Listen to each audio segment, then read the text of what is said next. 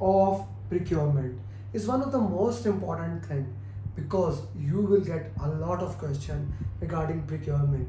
My students have received question from 4 up to 10 to 15 in 2021. So procurement becomes a very important area, and in this journey I will teach you everything that you need to know about procurement. So step number one is you need to decide whether to make or buy. Now here starts the procurement. We want to know whether we make or we should buy, and on what factors we decide. One of the factors that is predominant is cost, then time, then skills, then other compliance and all those things. But cost plays a great role. For example, if you want to buy something, so will it cost us more if we buy it from outside, or will it cost us less if we make it in our house? So the cost becomes an important thing. Now time frame can be the key. How much time is required? Maybe when you make this thing it takes 3 months, and if someone make it outside, you procure it take 2 weeks. So time became a very important thing. And then an important thing, do you even have a skills to do that? Do you even have those skills to make that? And then compliance can also play a role. Like, do you meet a compliance standards? For example, if you want to use PPEs, and in your project you're a construction company and you want to use personal protective equipment, especially in this COVID time, and you try to make it, do you meet the ANSI standards? Do you meet your local standard, international standards? So that's a very important thing. So it is possible that you can't do that yourself, you buy 3M material or other good material. So we have decided that we are gonna buy that thing. Next step comes as contract. Which type of contract you are going to have? Now it depends on your scope. Is your scope fixed or is it variable? If your scope is fixed, you know what you want to do. For example, in the construction project, you know, I want to make this thing like this thing like this. So there our scope is very fixed. I know how many rooms my house should have. I know how many kitchen, washroom, everything. So scope become fixed. So we have firm fixed price contract. Firm fixed price contract. So here the risk is on the seller, the one who is providing the services, because requirements are crystal clear and we know that what are the requirements. So the risk come more on seller. The buyer is free of risk. If he can complete in that time, good. If he is unable to complete in that time, risk lies on the seller. Now sometime, let's say I'm making a house and I want to rent it out. While the house is in progress, and some people say that we want to rent this building, this plaza, so when can we get it? Now I get an opportunity here. So what will I ask? I will ask the seller, hey seller, can you complete it earlier? The buyer is asking, and if you can complete earlier, I will give you an incentive of it. Now here the contract becomes fixed price incentive fee. Fixed price incentive fee. We are giving them an incentive. If they are able to complete the required thing at the right time, at our agreed time, we will give them some extra money or whatever is required. It's become fixed price incentive fee. Scope is fixed. Scope is still fixed. Then comes the long contract, especially the bridge, the Golden Gate Bridge was not constructed in 1 year. The big buildings and roads and multi like Burj Al Khalifa and all those things, and many other construction or long-term contracts that goes on multiple years, maybe 10, 20, I don't know. But those contracts are affected by inflation. Anything that is affected by inflation, we use the contract fixed price, economic price adjustment. So whenever you heard the inflation word, you will directly go to the fixed price, economic price adjustment. Now let's say your scope is variable, then you use cost plus fixed fee. What do I mean by that?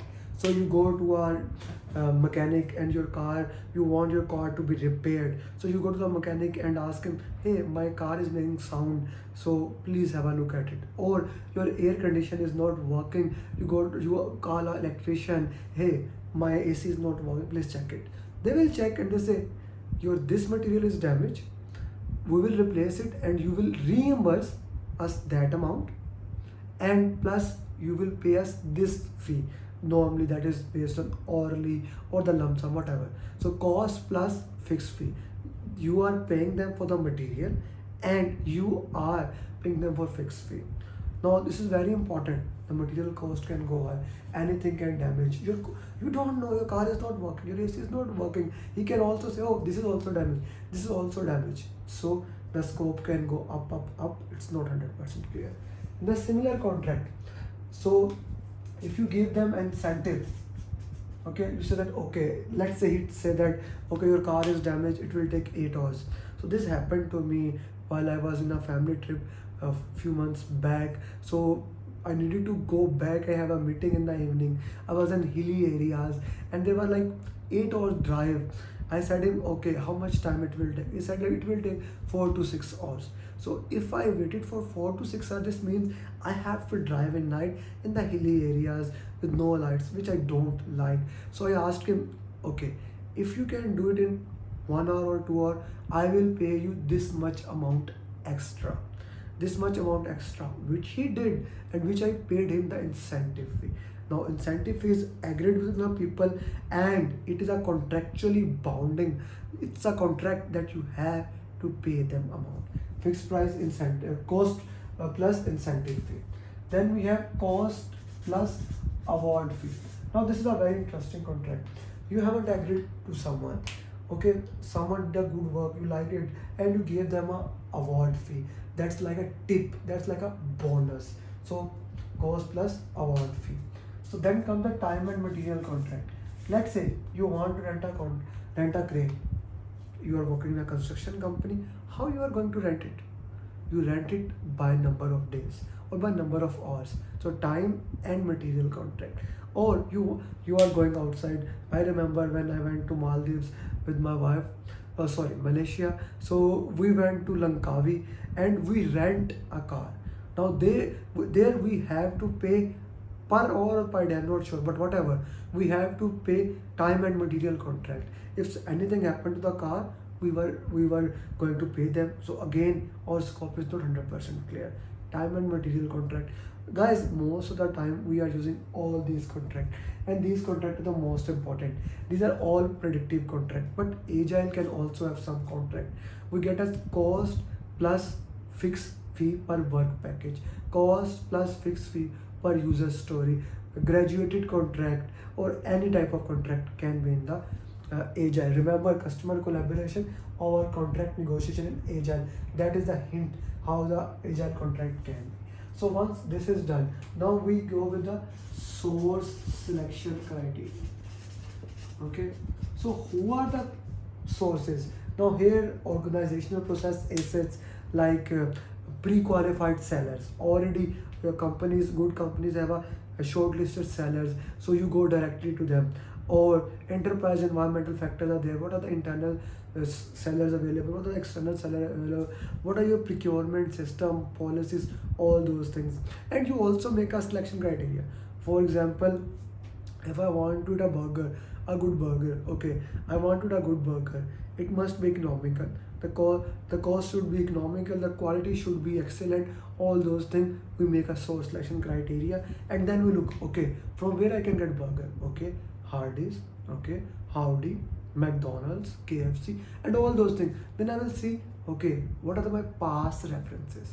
In source selection criteria, past references are the key. For example, my past references are, for myself, Howdy burger is excellent for me, but whereas McDonald's burger is easy and the taste will always be standard. So here you get a conflict here. So if for me, if I have to eat burger, I will go to Howdy. You do this all the time. You do it when you want to watch a video. Should I watch his video or him? So you are always checking a source selection criteria. So once all this done, then we make procurement statement of work.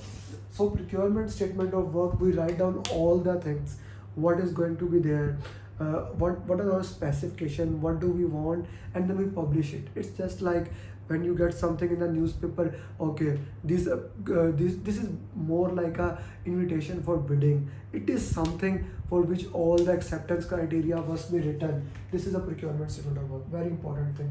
You make procurement management plan that will guide all those things, procurement strategy, all those things. Then you do the bidder conference, you invite the bidders for the proposals, you do a bidder conference, all the bidder comes, they give their proposals. Okay, they give their proposal. First you basically classify them, what is being required from them, what is being required from them. Okay, once you have clarified, okay, this thing is being required for you, and then everyone give their proposals, and from shortlisted sellers, from those proposals, let's say 100 people come, you show them area, all those things, and then few people give the proposal, or you shortlist few people, then start happening negotiation. So very important thing, project manager does not take part in the negotiation that is related to money. It is the job of a procurement manager or a procurement department, because there again a compliance issues come there, like he's gonna do work, so he should not negotiate. So as a rule, project manager does not take part in anything that is related to money given to the outside, and he is there, the team is there to discuss the schedule, quality, because that responsibility does not lie on procurement manager, that responsibility lies back on project manager. So once the negotiations are done, the final thing comes in, agreement. Now this agreement can be called as a contract or whatever, service level agreement, memorandum of understanding.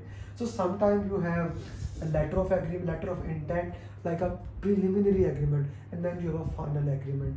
So once the agreement is written, everything belongs to agreement. Whatever is not in the agreement is not there. Agreement, it's the Bible, you can say. It's everything, how project should be done, what are the things that must be present in the project, how to handle the conflicts, all those things must be written in the contract. Okay, now what happens if you want to do audit of the process? This is important. If you want to do audit of the process, this must be written in the contract. Like audit is all about checking the effectiveness of the processes. If it is not written in the contract, you cannot do the audit. This is important. Okay, so agreement is written, and once agreement is done, the seller start delivering is good. When the seller start delivering is good, then you do inspection. Okay, in inspection we can have a diamond symbol here. Let's say you accept the in inspection, you accept it. Yes, so close the procurement, pay the invoice, pay the bill, close the procurement, and close the procurement, close the project. You disagree. You disagree that deliverables are not according to the standard. It is not according to the agreed contract. So what happens? A conflict has occurred. So how to handle a conflict? Now these questions will come in the organization, in the question. So conflict come, so we have a sequence of steps to follow for a conflict.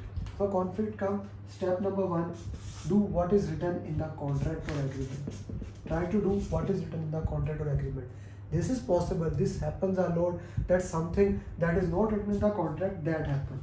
Then you get a help from outside, or like you try to do win-win situation. You try to find out collaboration, do problem solving, conflict management. If that is also not possible, then you get an arbitrator, you get a mediator to solve and help them think. Okay, so if that is also not possible, then alternate dispute resolution, following it, go to the court. So last strategy is go to the court. And after that, of course, close procurement, and then we update the project and all those things. Guys, this is possible that the project is closed, but some procurement is still open. This is very possible that the project is closed, but some procurement are still open. So the project manager can put it in the lesson learns about those things and can notify, because in a big organization where one project manager is needed at somewhere else, so most of the time a mark list or a checklist is open or called as open list, and the claims handling department can deal with it. Also there are many other terms you will heard about, the like early termination of contract. Both parties can do early termination of contract. Who can do early termination of contract? And you can see a question in the exam. Many of my students see basically expected monetary value, asking to calculate the expected monetary value of a contract.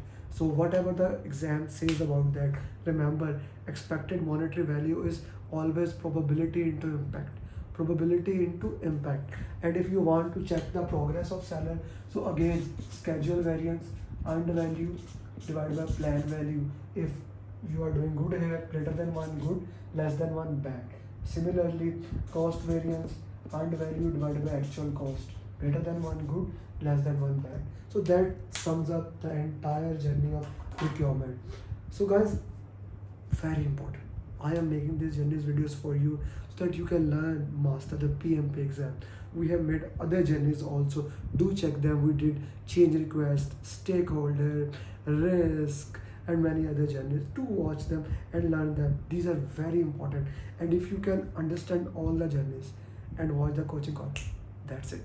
You don't need anything else for your PMP exam. I'm not kidding. PMP exam is not about remembering input tools and technical outputs. It's all about understanding the flow where all things go. Friends, we have the top success rate in the world, 99.3. 136 students have cleared out of 137. One student is giving exam tomorrow. One more is giving the day after tomorrow, and one on Sunday. One. I guess one more may be ready, but I will check him. And we are saying this with such a confidence that our method works, and we are giving it to you free of cost. Use them, pass the PM. And if you do share us your journey. We would love to know how you clear it. And very important thing, my commitment to YouTube is gonna rise more and more. And if you have not subscribed yet, subscribe it and do the bell icon and all those things. And if someone else is preparing for PMP, do share this video. Thank you very much. Become a PMP and live your life with passion. Bye bye.